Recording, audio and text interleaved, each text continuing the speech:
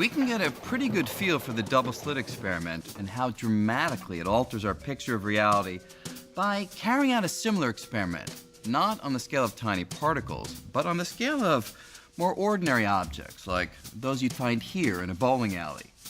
But first, I need to make a couple of adjustments to the lane.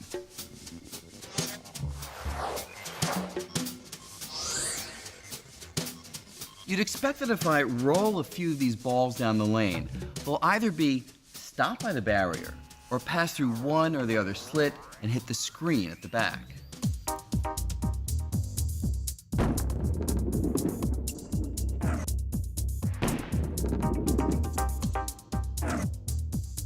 And in fact, that's just what happens. Those balls that make it through always hit the screen directly behind either the left slit or the right slit. The double slit experiment was much like this, except instead of bowling balls, you use electrons, which are billions of times smaller. You can picture them like this.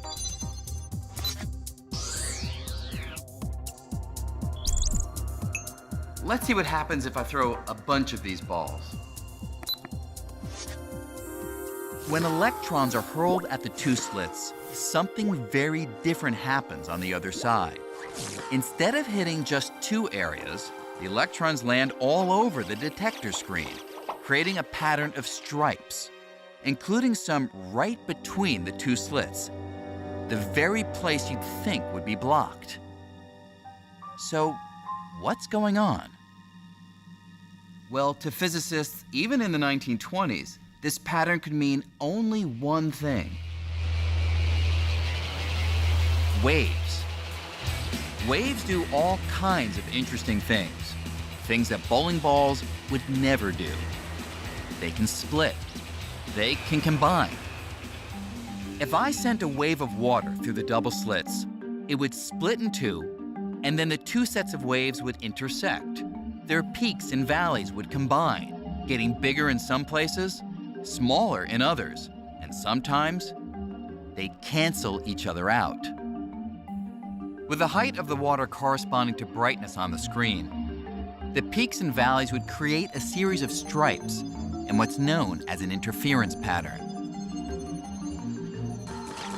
So, how could electrons, which are particles, form that pattern? How could a single electron end up in places a wave would go? Particles are particles, waves are waves. How can a particle be a wave? Unless you give up the idea that it's a particle and think, aha, this thing that I thought was a particle was actually a wave. A wave in an ocean? That's not a particle. The ocean is made out of particles, but the waves in the ocean are not particles. And rocks are not waves. Rocks are rocks. So a rock is an example of a particle, an ocean wave is an example of an ocean wave, and now somebody's telling you a rock is like an ocean wave. What? Back in the 1920s, when a version of this experiment was first done, scientists struggled to understand this wavy behavior. Some wondered if a single electron, while in motion, might spread out into a wave. And the physicist Erwin Schrödinger came up with an equation that seemed to describe it.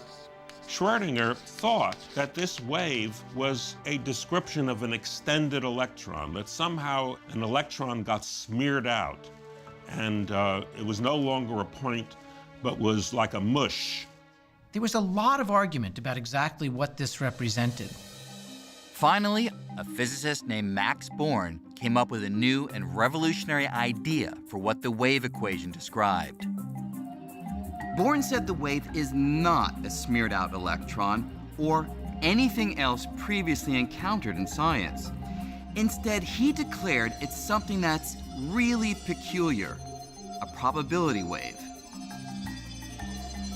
That is, Born argued that the size of the wave at any location predicts the likelihood of the electron being found there.